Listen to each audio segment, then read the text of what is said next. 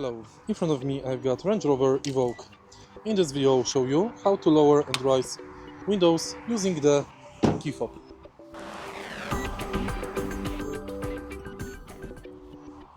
In the beginning, make sure that the Windows Global Opening function is enabled in the car's system.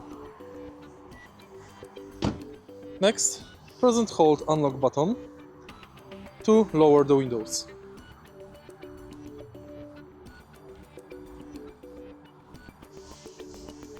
To close them, press and hold lock buttons.